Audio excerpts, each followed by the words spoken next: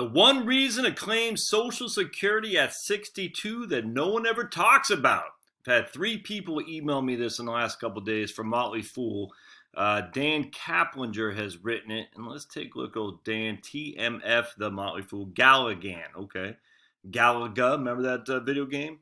So I haven't read this article. It'll be interesting to see what old Dan says here. Let's just see. I always like to get a gauge of the bio. He's been writing for Motley Fool since 2006. I thought the name sounds familiar. He's the director of investment planning. All right, cool. So it looks like he's got some chops with old Motley Fool. So we shall see what he says. I have no clue what the answer is, but we're going to find out. For many Americans, taking Social Security at 62 is less a choice and more of a necessity. A huge fraction of Social Security participants rely on the program for the majority of their income, or for some, and their Social Security check is just about the only income they can count on month in, month out. However, for those who've managed to save up a healthy nest egg for retirement, have more options. For them, delaying Social Security can be attractive as it allows them to get a larger monthly benefit later on, and in some cases pass those higher checks onto their loved ones in the form of survivor benefits. Yet there's a choice that very few Social Security experts talk about. Taking Social Security at 62, even if you don't really need it, and investing your monthly benefits to generate additional returns. The flaw in most Social Security analysis. Traditionally, most people look at Social Security concentrate on the total amount of money they're likely to get over the course of their lifetime. That's in part because Social Security itself has argued that its benefit formula is designed to pay out roughly the same regardless of when you claim benefits, assuming that you live to roughly your actuarial life expectancy. This approach has spawned break-even analysis, which looks more closely at the impact of when you claim benefits. In general, if you just look at the total dollars paid after adjusting for inflation, traditional break-even analysis concludes that living through your late 70s or early 80s is the typical time at which delaying benefits start to pay off. And they give an example. And basically they're saying, look, if the longer you live, the more beneficial it is to delay benefits. That's just, no one's going to argue that for sure. Now, does that mean you can do that or should do that? I don't know. But no one's going to argue that if you're planning on living longer, you should. Doesn't mean you will, but you should delay taking benefits. You can see that the lines start to cross each other somewhere between 79 and 82. Yeah, I agree with that. But the problem with the traditional break-even analysis is that it doesn't reflect the time value of money.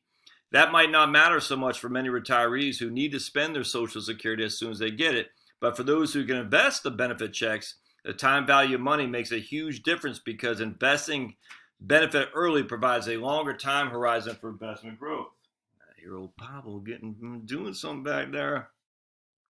Now, I'm assuming they're doing this adjusted for inflation. I'm assuming that is true. I don't know that, but I have faith in Dan. So the concern I have is a lot of times if you're using a Social Security benefit break-even analysis, you're using $1,500 at 62, $2,000 at 67, and $2,600 at 70. You're not truly giving cost of living adjustments, and because of that, taking it early will look better than if you waited till later, if that makes sense.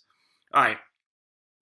Even a modest return assumption can make a marked difference in your analysis when it claims Social Security. Say, for instance, that you are ultra-conservative and wanted to put your money in bank CDs.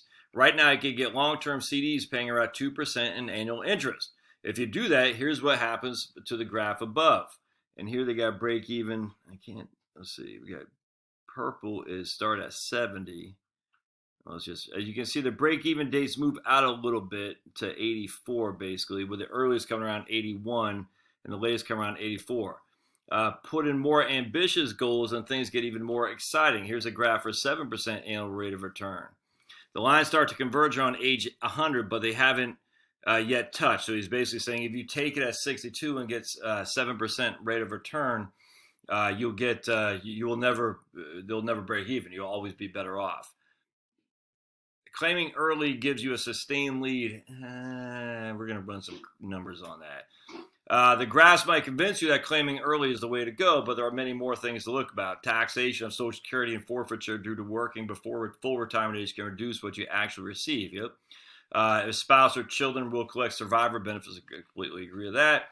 And the graph above makes unrealistic assumption that returns will be smooth and consistent. I agree with that. All that stuff's right. But I think I don't have any qualm with the premise that if you can invest and get, I still don't know. I got to run the numbers, man. I've done videos on this, and I'll do another one here real quick because I'm not quite sure I'm jiving with this, but it's of interest. I will say it's of interest. So let me run some calculations. I'll get back to you here in just a second. So anyway, good article. I'll put a link in the show notes. I challenge it to some degree, but let's see. All right, thanks now.